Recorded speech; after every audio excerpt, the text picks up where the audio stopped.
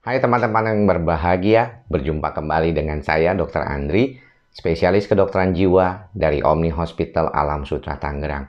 Di kesempatan kali ini, saya ingin menjawab beberapa pertanyaan pasien yang berkaitan dengan depresi dan gangguan kecemasan.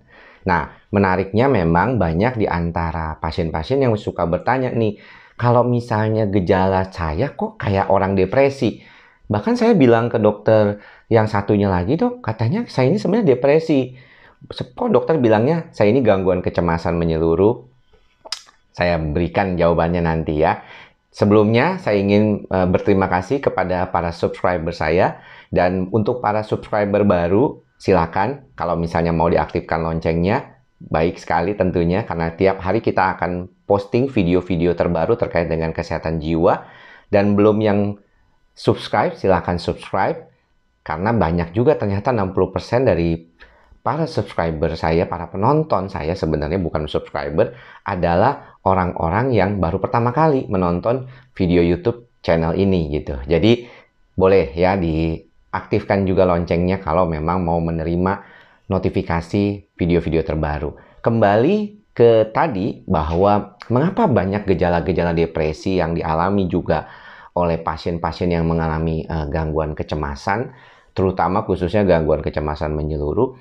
Sebenarnya apa yang saya bicarakan ini pernah saya bicarakan beberapa waktu yang lalu juga terkait dengan gejala depresi pada kondisi gangguan cemas, bahwa pada orang yang mengalami gangguan kecemasan menyeluruh itu seringkali ya mengalami gejala-gejala depresi, apalagi kalau kondisinya itu sudah cukup lama ataupun tidak diperbaiki dalam waktu yang cukup lama. Nah, kalau misalnya demikian, maka kita tidak perlu heran banyak orang yang mengalami gangguan cemas yang tidak diobati itu bisa mengarah dia ke gejala-gejala depresi.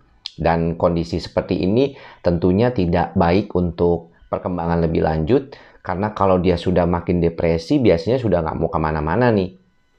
Orang dengan kecemasan menyeluruh saja yang sudah parah itu sudah nggak mau ngapa-ngapain, karena hampir lebih dari 80% kehidupannya itu, bahkan di salah satu buku judulnya Good Reason for Bad Feelings, itu dikatakan bahwa 90% pasien yang mengalami gangguan kecemasan menyeluruh itu biasanya mereka itu sudah tidak mau memikirkan apapun selain yang dikhawatirkannya terus-menerus. Jadi ini sangat mengganggu tentunya. Kalau bayangkan ya teman-teman semuanya, kalau misalnya kita semuanya serba khawatir. Khawatir ini, khawatir itu, kemana susah, kesini susah gitu ya. Tentunya akan sangat tidak nyaman buat kita sendiri. Dan ini yang mungkin perlu diperhatikan. Bayangkan ketika kita mengalami ketidaknyamanan di sini, kemudian banyak sekali yang kita khawatirkan, maka tidak heran kalau kita jadinya mengalami gangguan depresi akibat kondisi ini. Dan ini yang mungkin perlu diperhatikan oleh teman-teman, bahwa sebenarnya masalah yang berkaitan dengan depresi ini terkait dengan gangguan kecemasan adalah situasi yang sangat umum terjadi. Ya, kalau saya mempresentasikan di dalam suatu chart ya atau lingkaran depresi dengan lingkaran gangguan kecemasan, itu mereka saling bersinggungan.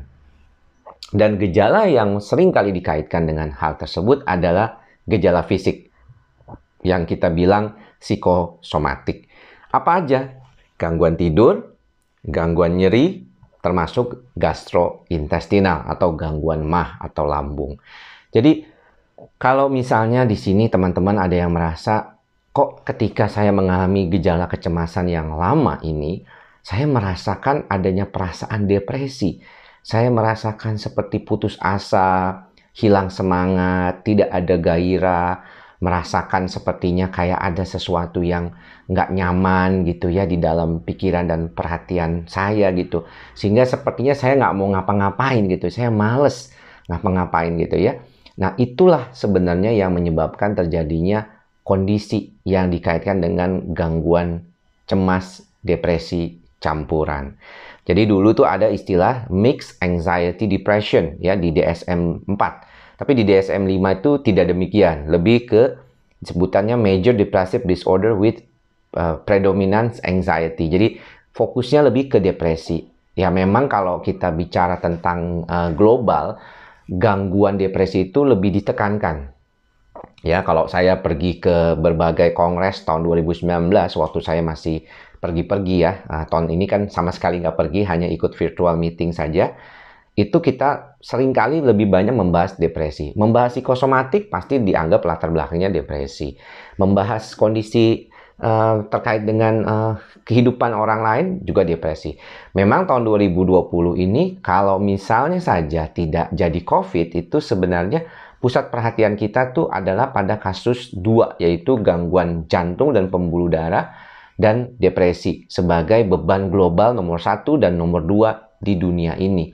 Jadi orang yang mengalami depresi itu nggak selalu jadi mati ya karena bunuh diri, tetapi kualitas hidupnya menurun sekali dan beban globalnya itu menjadikan dia orang yang perlu dibantu segera. Karena sumbangannya terhadap beban global dunia itu sangat besar. Nah, menariknya adalah kenapa kok cemasnya nggak dipikirin gitu? Karena dianggap sebagai satu bagian dalam konteks depresi itu sendiri. Makanya nggak heran kan teman-teman bingung, kok saya ini gangguan kecemasan. Saya ini kan psikosomatik, latar belakangnya cemas. Tapi kok dikasih obatnya kok antidepresan? Apa ini yang membuat saya diberikan obat antidepresan gitu ya? Nah, karena dasar dari gejala-gejala tersebut memang berkaitan dengan kondisi gejala kecemasan yang punya dasar sama dengan depresi, yaitu di sistem serotonin.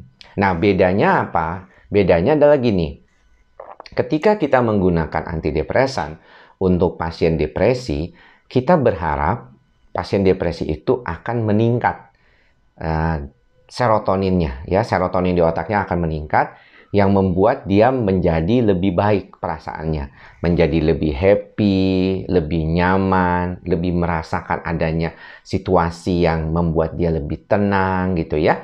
Dan sebaliknya kalau untuk pasien yang gangguan kecemasan, ya, serotonin yang meningkat, artinya ketika kita memberikan antidepresan, biasanya tidak terlalu tinggi ya, cuman sedikit aja.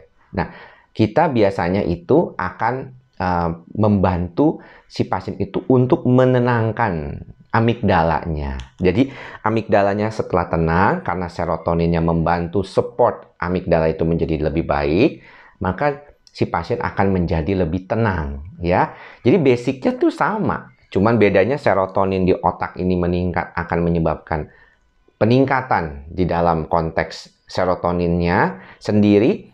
Tetapi kalau di cemas, serotoninnya meningkat, dia akan menyamankan amigdala sistemnya. Nah, ini yang perlu diperhatikan oleh teman-teman semua kalau ketika diberikan obat antidepresan untuk gangguan cemas gitu ya. Kenapa dikasih antidepresan? Saya kan nggak depresi dok gitu ya. Itulah sebenarnya fungsi dari apa yang disebut terapi untuk kasus-kasus seperti ini. Jadi demikian teman-teman, mudah-mudahan bisa memahami mengapa pada pasien depresi mengalami gejala cemas dan sebaliknya juga gejala cemas menjadi depresi. Lain kali kesempatan mungkin saya akan jelaskan lebih detail lagi apa yang ada di dalam otak orang yang mengalami depresi dan cemas. Tapi mudah-mudahan pengantar ini bisa membantu teman-teman lebih memahami dalam proses terapi yang telah dijalani atau masih dijalani oleh teman-teman semua yang saat ini sedang menonton YouTube channel saya, Andri Psikosomatik. Terima kasih buat yang sudah subscribe, yang belum silahkan subscribe.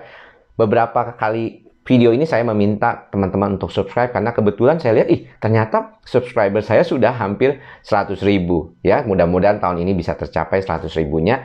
Jadi selain kita sharing, silahkan bagi juga video ini jika bermanfaat. Terima kasih atas kesempatan yang telah diberikan. Mudah-mudahan teman-teman selalu dalam keadaan sehat jiwa dan raga. Salam sehat jiwa. Bye-bye.